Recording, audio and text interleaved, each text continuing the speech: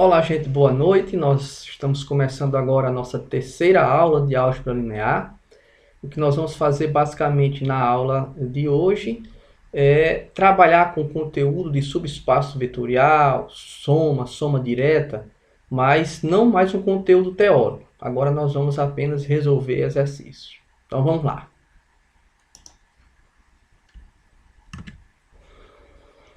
Então, nós temos aqui a nossa terceira aula, onde nós vamos fazer alguns exercícios do conteúdo de subespaços vetoriais. Ok, gente? Os exercícios que nós vamos trabalhar aqui, nós vamos trabalhar exercícios da lista, e nós vamos também trabalhar com exercícios que não estão na lista, tá ok? Então, a primeira questão aqui dessa lista de exercícios, desse material, é uma questão que está no item B da quarta questão da lista de exercícios, ok? E a pergunta aqui basicamente é o seguinte: nós vamos considerar esse conjunto S, tá? Que a gente percebe claramente aqui que é um subconjunto de R2, porque seus elementos são pares ordenados. E a condição aqui é que o segundo elemento do par seja igual ao primeiro elemento ao quadrado, né? Então, quem mora em S são os pares ordenados da forma x quadrado, ok? Então, ele quer que a gente verifique se esse subconjunto de R2 ele é um subespaço vetorial de R2, certo? E aqui ele pede que a gente admita as operações usuais, né? De adição e multiplicação por escalar, que a gente já sabe quais são, ok? Então, basicamente, o que nós devemos verificar, gente, é a seguinte: se os elementos de S, que são pares ordenados, se eles satisfazem aquelas três condições da definição de subespaço vetorial, ou seja, verificar se o vetor nulo de R2, que é no caso 0, 0, se está em S. A segunda condição é se dados dois elementos de S, a soma está em S. E a terceira condição é dado o elemento de S e um escalar alfa, se alfa vezes esse elemento continua em S. Ok? Então passemos a analisar cada uma dessas condições aí. Então vamos lá. Então a primeira condição é o seguinte: vamos verificar se o vetor nulo de R2, que é o par 0, 0, se esse vetor ele é elemento também de S. E aqui a gente percebe claramente que o vetor nulo é elemento de S, não é isso? Porque quando o x for 0, mediante essa condição, quando o x for 0, o y também vai ser 0. Então, o par 0, 0 é solução para essa equação aqui. Ou seja, em outras palavras, isso significa dizer que o elemento 0, 0, que é o vetor nulo de R2, ele também é elemento de S. Então, a primeira condição ela é verificada, ok? Então, passemos agora a investigar a segunda condição. E o que é que nós devemos fazer? Conforme eu falei agora há pouco, nós vamos pegar dois elementos, certo?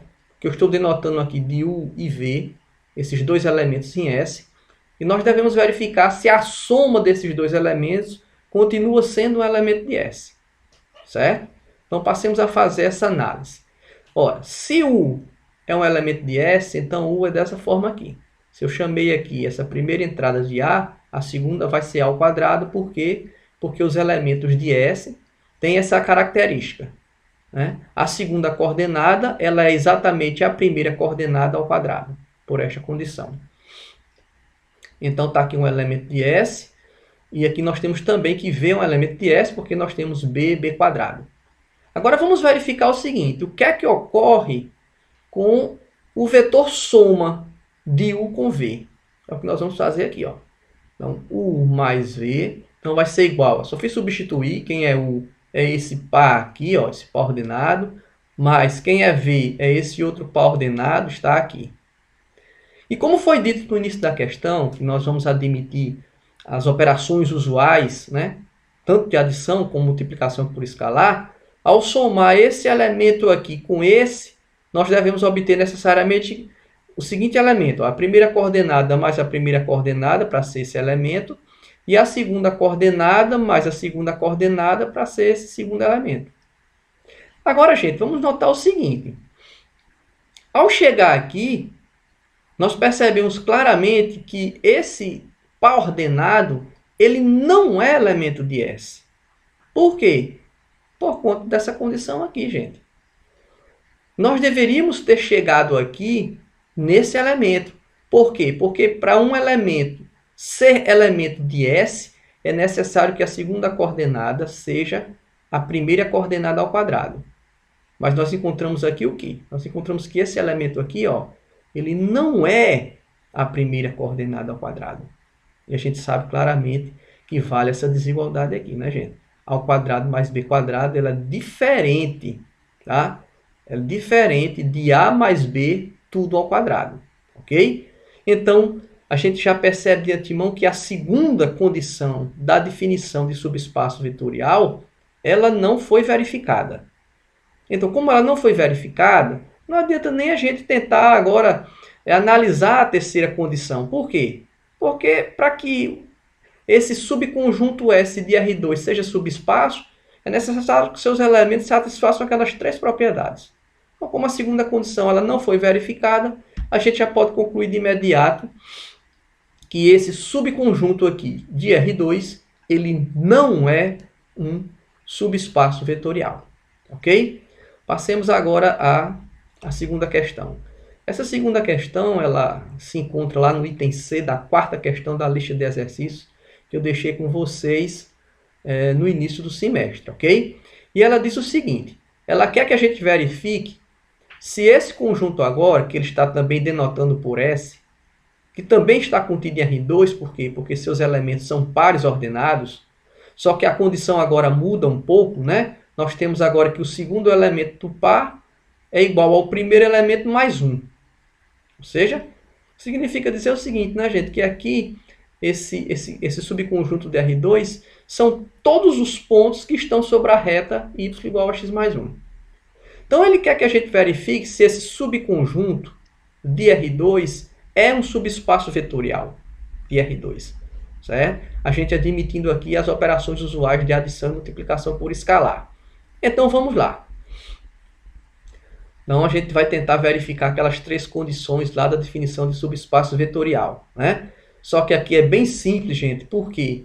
Porque quando a gente vai verificar se o vetor nulo de R2, que a gente sabe que é o vetor 0, 0, né? Quando a gente considera as operações usuais de adição, né? Multiplicação por escalar em R2. Então, a gente sabe que o vetor nulo é o par 0, 0. A gente percebe claramente que esse elemento aqui ele não está em S. Né? Porque se você faz ó, x igual a 0, aqui ó, x igual a 0, quem vai ser o y? 1. Então, na verdade, ficaria 0, 1. O elemento 0, 0 não pode ser elemento de S. Então, como o vetor nulo de R2 não está em S, a gente já vê que a primeira condição lá da definição de subespaço vetorial ela não é verificada.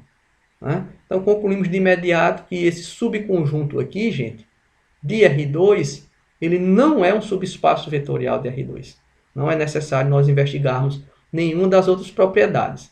Ok? Basta que uma daquelas falhe, no caso aqui, foi a primeira condição. A terceira questão que nós vamos trabalhar aqui, gente, é uma questão envolvendo agora soma direta, certo? Então, nós vamos considerar essa aqui a sexta questão da lista de exercícios. Vamos considerar como sendo V o espaço vetorial R2. Obviamente, aqui nós estamos considerando as operações usuais de adição e multiplicação por escalar, certo? E vamos considerar esses dois subespaços de R2. Tá? Embora eu não vou mostrar aqui na solução da questão que U e W são subespaços, mas dá para a gente ver isso claramente. Né? Se você tiver aí um papelzinho aí, uma canetinha, faz aí essa conta, mostra que U e W são subespaços de R2. Tá? Então ele quer que a gente mostre o seguinte, que esse espaço vetorial ele é exatamente a soma direta desse subespaço com esse subespaço aqui. Ok, gente? Então, relembrando o conceito de soma direta, o que é que nós devemos mostrar para que a gente mostre que isso aqui ocorre? Né? São duas condições. Nós devemos mostrar que V é igual a U mais W, que em outras palavras isso significa dizer o seguinte, nós devemos mostrar que todo elemento de V ele é igual à soma de um elemento que está em U com um elemento que está em W. E a outra condição é mostrar que a interseção de U com W é exatamente o vetor nulo. Ok? Então, se nós mostrarmos que vale essa igualdade e que vale essa outra igualdade aqui, na verdade, nós estamos mostrando que vale essa igualdade, ou seja, que V esse espaço vetorial é soma direta desse subespaço com esse subespaço. Ok? Então vamos lá. Vamos começar mostrando que vale essa igualdade aqui. Como é que a gente faz isso? Nós devemos pegar um elemento arbitrário desse espaço vetorial aqui, ó, estou denotando por XY, né, já que o nosso V é o R2, e nós devemos mostrar que esse elemento aqui, ele pode ser escrito como a soma de um elemento U que está em U com um elemento W que está em W. Então, a primeira coisa que a gente vai ter que fazer é partir dessa igualdade e verificar se a gente chega numa relação envolvendo as coordenadas de V com as coordenadas de U e as coordenadas de W. Ok? Então, vamos lá. Então, peguemos aqui ó, o vetor V igual a XY. Está aqui, ó, XY igual. Aí eu peguei o elemento U de U. Vamos olhar aqui, quem são os elementos de U? Ó. Os elementos de U são elementos da forma A menos A. Ok? E os elementos de W são da forma 0B. Então, coloquei aqui. Ó.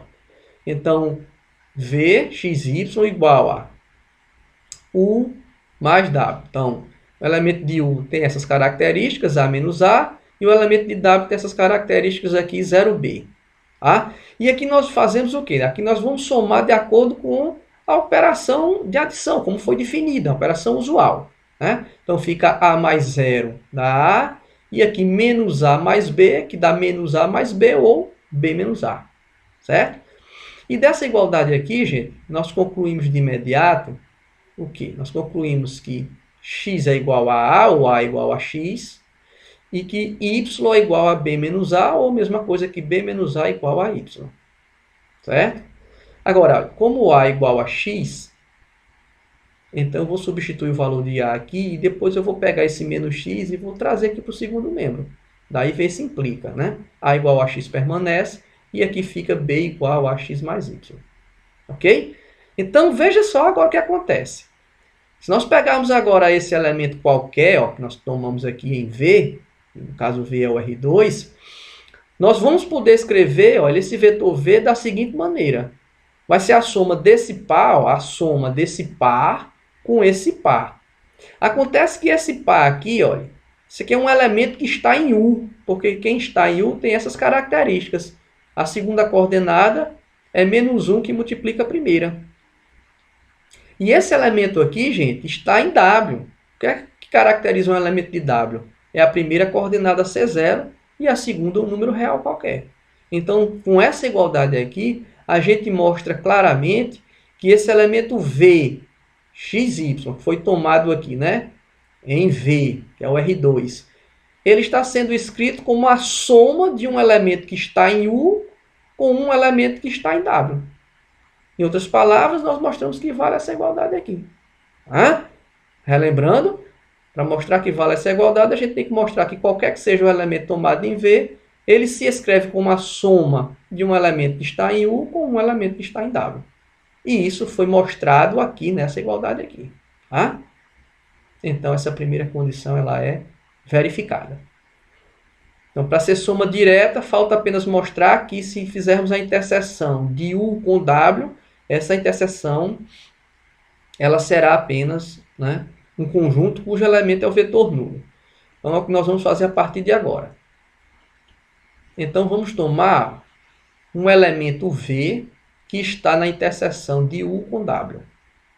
Tá? Então, pela teoria de conjuntos, né, que a gente aprendeu até no ensino médio, então, se V pertence a U inter W, isso significa dizer, né, implica que V pertence a U e V pertence a W. É o que está escrito aqui. Certo? Agora vamos lá. Se V pertence a U, V é escrito dessa forma. Por quê? Porque os elementos de U têm essas características, né? A segunda coordenada é menos a primeira. Ok? E se V está em W, V é escrito dessa forma. Ou Os elementos de W têm essa característica, ou seja, o primeiro elemento do par é sempre igual a zero e o segundo elemento do par é um número real. Ok? Agora, ó, V é igual a esse par e, ao mesmo tempo, V é igual a esse par. Ou seja, esse par aqui é igual a esse aqui. E daí nós concluímos que A é igual a zero, certo? Está aqui. E que menos A é igual a B, é o que está aqui. Mas como A é zero, então aqui a gente conclui também que B vai ser zero. Ou seja, quem vai ser V? Né? V vai ser, ó, V tanto pode ser visto por essa igualdade, então fica zero, que é o valor de A, e menos zero, mas como não existe menos zero, é zero, né? Não fica zero, zero. Ou se você preferir utilizar essa igualdade, você vai ter zero e o valor de B que é zero, ou seja, V também vai dar o par 0, 0. E como a gente sabe, esse vetor aqui é o vetor nulo em R2, quando a gente considera em R2 as operações usuais de adição e multiplicação por escalar. Então, nós acabamos de mostrar, gente, que de fato a interseção de U com W, desses dois subespaços vetoriais de R2, tem como único elemento o vetor nulo. E, consequentemente, nós acabamos de mostrar o quê? Acabamos de mostrar essa condição. Então, já tínhamos mostrado essa, nós acabamos de mostrar essa, e essas duas condições significam dizer que, né, nesse nosso caso, o R2 ele é soma direta desses dois subespaços vetoriais aqui, U e W. Ok? Passemos agora para fazer uma quarta questão e última questão aqui nessa lista de exercícios. E essa questão aqui é uma questão extra, tá? Ela não está naquela lista que eu deixei com vocês. Eu estava folheando nesses dias um livro e vi essa questão, achei muito interessante, tá? Porque ela é bem diferente das coisas que a gente tem feito, certo? Então vamos considerar o seguinte, as considerações são essas. Nós vamos denotar por esse símbolo aqui, ó, C aqui como sendo um expoentezinho, 1 aqui, né? C1 aqui, desse intervalo de menos A até A. O que significa isso aqui? Por definição aqui, esse conjunto é um conjunto onde seus elementos são funções. E são funções definidas de que forma? São funções definidas nesse intervalinho aqui, ó, de menos A a A, tomando valores em R. Ou seja, os elementos desse conjunto aqui são funções, né, que tomam valores nesse intervalo fechado e limitado, certo? E as imagens dos pontos que estão nesse intervalo chegam em R. E além disso, essas funções elas devem ter derivadas contínuas. Ok? Então, repetindo, vamos entender bem direitinho, gente, quem é esse conjunto aqui. Então, quando nós denotamos dessa forma aqui, nós devemos entender que, primeiro, os elementos desse conjunto são funções. Segundo, são funções que estão definidas nesse intervalo e tomam valores em R. E terceiro, são funções em que sua derivada é contínua nesse intervalo. A função derivada é contínua nesse intervalo aqui. No mesmo intervalinho, de menos A a A. Ok? Agora é o seguinte, vamos considerar agora, olha, esses outros dois subconjuntos aqui. Dois subconjuntos desse conjunto.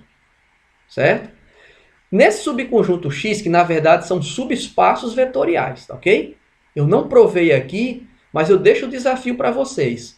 Mostrem que esse conjunto X e esse conjunto Y são subespaços vetoriais desse conjunto aqui. Né? Primeiro você vai ter que mostrar que esse conjunto é um espaço vetorial. Tá? Então mostrem isso. E depois vocês vão mostrar que esses dois conjuntos aqui, que são subconjuntos desse espaço vetorial, que eles também são espaços vetoriais e, consequentemente, são subespaços vetoriais desse espaço vetorial. Façam isso aí como exercício. Agora, quem é esse conjuntozinho X? São as funções que estão nesse conjunto, que satisfazem, ó, a essa condição. E nós vamos lembrar que essa condição aqui, ela caracteriza as funções pares, né? Então, toda função, né, definida dessa maneira, que satisfaz a essa igualdade, significa dizer, por definição, que essa função é par. Ou seja, o conjunto X aqui é o conjunto dos elementos das funções que estão nesse conjunto aqui, nesse espaço vetorial, mas que são pares. E o conjunto Y, gente, é constituído pelos elementos que também estão nesse espaço vetorial e que satisfazem essa condição. Se você puxar um pouquinho aí pela memória lá do ensino médio, você vai ver que essa condição aqui, ela caracteriza o fato da função ser ímpar. Tá? Então, na verdade, ó, o que é que está sendo dito aqui, gente? Se ele quer que a gente mostre que vale essa igualdade. Ele quer que a gente mostre o seguinte, ó, sempre que a gente pegar uma função desse espaço vetorial, ele quer que a gente mostre que essa função ela pode ser escrita como uma soma de uma função par, que seria um elemento de x, com uma função ímpar, que seria um elemento de y. Basicamente é isso que está sendo dito aqui. Ok? Questão bem interessante. Então vamos lá. Então se a gente quer mostrar que vale essa igualdade, nós devemos mostrar duas condições, né? Porque isso aqui é uma soma direta. Ok? Então primeiro a gente tem que mostrar que qualquer que seja o elemento desse espaço vetorial aqui, a gente tem que mostrar que esse elemento ele vai ser soma de um elemento que está em x com um elemento que está em y. Essa é a primeira condição que nós temos que mostrar, que é essa igualdade. E a segunda condição é, nós devemos mostrar que ao fazer a interseção desse subespaço com esse subespaço, o único vetorzinho que vai estar nessa interseção é o vetor nulo. É o que nós temos aqui. Ok? Então comecemos aqui tentando mostrar que vale de fato essa igualdade aqui. Vamos lá. Então a primeira coisa, gente, que nós vamos fazer é o seguinte. Vamos definir essas duas funções aqui. Tá? Vamos definir essas duas funções. G de x, que eu estou definindo dessa maneira, e h de x, que eu estou definindo dessa maneira. Né? Essa parte aqui é a parte mais complicada, né, da questão, porque você teria que definir essas funções. Mas na frente eu vou dizer como é que a gente chega nessas funções. Né? Porque você pode perguntar, e sim, professor, o senhor está definindo duas funções, mas o senhor partiu de onde para definir essas funções? Daqui a pouquinho a gente vai ver isso com mais calma. Ok? Então a primeira coisa é o seguinte, vamos definir essas duas funções, g de x sendo definida dessa maneira, e h de x sendo definido dessa maneira. E aqui eu coloquei duas afirmações. A afirmação 1 é que a função g é uma função par. Por quê? Se eu estou dizendo que g de x é igual a g de menos x para todo x nesse intervalo, eu estou dizendo, em outras palavras, que a g é uma função par. Tá? Então ele quer aqui que a gente mostre que essa função que nós definimos aqui seja uma função par. E a segunda afirmação ele está dizendo que h de x é igual a menos h de menos x, para todo x pertencente ao intervalo de menos a até a. Em outras palavras, ele está dizendo o seguinte, ó, está afirmando aqui que essa função h é uma função ímpar. Ok? Então, vamos mostrar primeiro a afirmação 1 e depois a afirmação 2. Então, veja bem, nós temos que mostrar que vale essa igualdade. Certo? Então, eu parto de um membro e chego no outro. Aqui eu resolvi partir desse membro aqui, ó, g de menos x. Aí o que é que nós fizemos aqui? Eu vi e utilizei a definição da g de x. Ó. Se eu ponho aqui menos x aqui no lugar de x, então como é que fica? Ó, g de menos x. Então você põe menos x. Então vem menos x para cá e menos x para cá. Certo? Então aqui vai ficar ó, meio, tá aqui meio de f de menos x, que está aqui, mais... E aqui fica f de menos x, ou seja, mais x. Está aqui. Aí aqui, gente, ó, isso aqui é um número real. Isso aqui também é um número real. Veja que a função f, ó, chega aonde a função f? A função f, quando eu tomo elementos aqui, chega em r. Tá? Então, isso aqui é um número real. Isso aqui também é um número real. E a gente sabe que em r vale a comutatividade. Então, só fiz trocar. Trouxe f de x para cá e f de menos x para cá. Escrevi aqui. E agora vamos perceber que essa expressão, gente, é exatamente a g de x. Então nós mostramos essa igualdade. Realmente, de fato, essa igualdade ocorre. Agora vamos mostrar a afirmação 2. Aí vamos fazer a mesma coisa, né? Vamos fazer a mesma coisa. Então o que é que eu fiz aqui? Eu primeiro fui fazer a seguinte conta, h de menos x. E eu chego aqui na expressão que define h de x e troco x por menos x. Então, eu coloco menos x aqui, então vai ficar meio, está aqui meio. F de menos x está aqui, menos, menos, f de menos menos x, que é x. Então, aqui vai dar f de x, está aqui. Em seguida, eu coloquei esse menos em evidência. Daqui a pouquinho eu vou mostrar por quê. Quando eu coloco esse menos em evidência, essa expressão se transforma nessa. Ok? E agora vamos perceber o seguinte, olha. Essa parte todinha aqui, ó, excluindo esse menos, essa parte todinha aqui é exatamente isso aqui, ó, que é h de x. Portanto, toda essa expressão é menos h de x. Ok? Então, eu coloquei aqui, gente, eu parti aqui de h de menos x, apenas com o intuito de, depois de fazer essas contas, fazer aparecer essa expressão aqui. Tá? Então, vai ficar aqui, ó, h de menos x igual a menos h de x. E eu tenho que mostrar essa igualdade. Então, eu pego e multiplico agora por menos 1. Quando eu multiplico por menos 1, aqui fica positivo e aqui fica menos h de menos x, que é o que nós temos aqui. Ok? Portanto, as afirmações 1 e 2 estão provadas, facilmente provadas. Agora vamos notar o seguinte, ó. A gente ainda quer provar essa igualdade, né? Primeira coisa que nós estamos fazendo, tá aqui ela. Ou seja, nós temos que pegar uma função aqui e mostrar que ela é soma de uma função que está aqui com uma função que está aqui. Certo? Então, nós devemos mostrar isso aqui, ó. Por quê, gente? Quem é que mora em x por definição? São as funções que estão aqui que são pares. Quem está em y? São as funções que estão aqui que são ímpares. Veja as definições aqui dos conjuntos. Né? Veja a definição dos conjuntos. Então, gente, agora vamos notar o seguinte, olha. F de x, tá aqui. Percebam que, olha, f de x é igual a essa soma aqui, ó. Esse termo aqui, ó, quando eu multiplicar aqui, ó, meio por f de x, esse meio por aqui, ó, meio de f de menos x, aqui vai ficar meio de f de x, e quando eu multiplico aqui fica menos meio de f de menos x, esse termo vai se cancelar com esse, por conta desse menos. E vai restar apenas o quê? Vai restar apenas o quê? Vai restar apenas meio de f de x mais meio de f de x, que é o próprio f de x. Ok? Então, vamos conseguir aqui entender já de imediato essa igualdade. F de x é exatamente a soma dessa expressão com essa.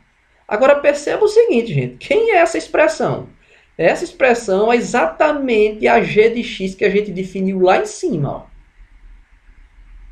E essa expressão aqui é exatamente a h de x que nós definimos aqui.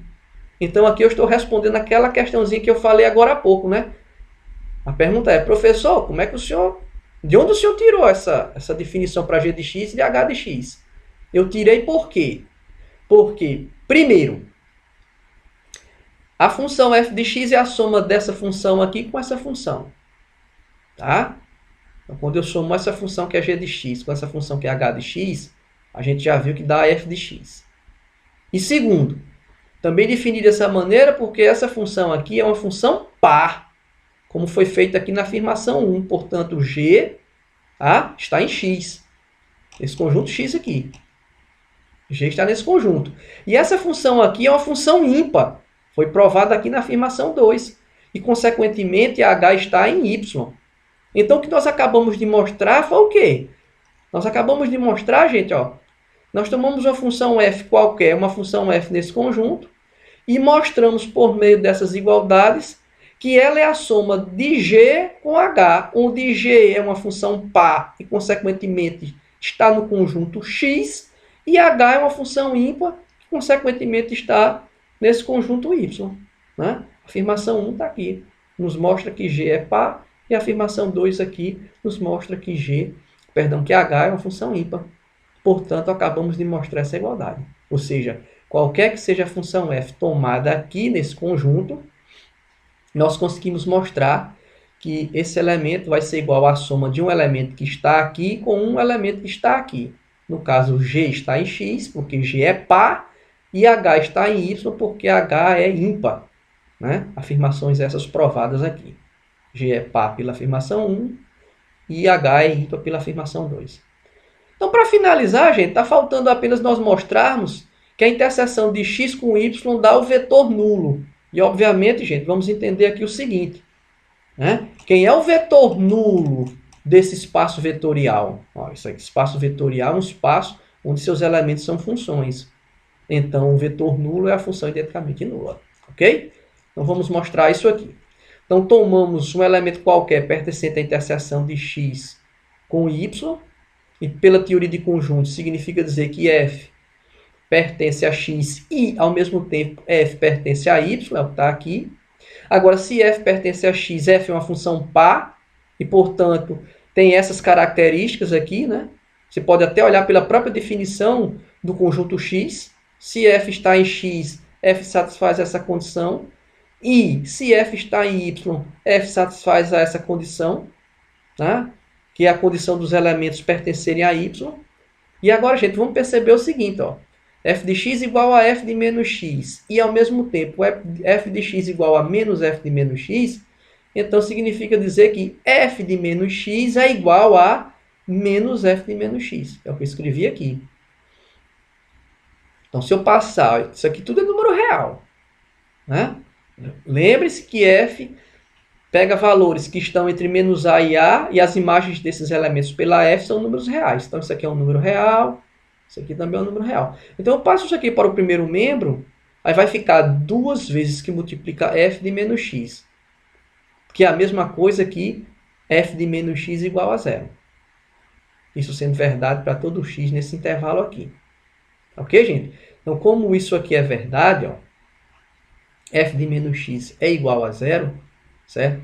Eu posso concluir de imediato que f de x é igual a zero para todo x nesse intervalo aqui. Ok? E daí o que é que a gente conclui? Ó, se f de x é igual a zero para todo x nesse intervalo fechado de menos a, significa dizer o quê? Que essa função f aqui é a função identicamente nula definida nesse intervalo. Portanto, o que nós acabamos de mostrar, gente, é que, de fato, a interseção de x com y contém apenas um elemento, e esse elemento é exatamente o vetor nulo, que no nosso caso aqui é a função identicamente nula definida nesse intervalo. Então, gente, nós acabamos de mostrar que o que vale, na verdade, é essa igualdade aqui.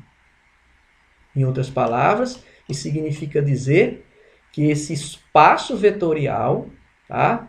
Ele é a soma direta desse subespaço vetorial com esse subespaço vetorial. Tá, gente? E aqui eu reforço, no final aqui dessa questão, que vocês devem mostrar que esse conjunto aqui é um espaço vetorial, tá? Fica aí como exercício, e que esses dois subconjuntos desse conjunto aqui são, na verdade, subespaços vetoriais. Ok?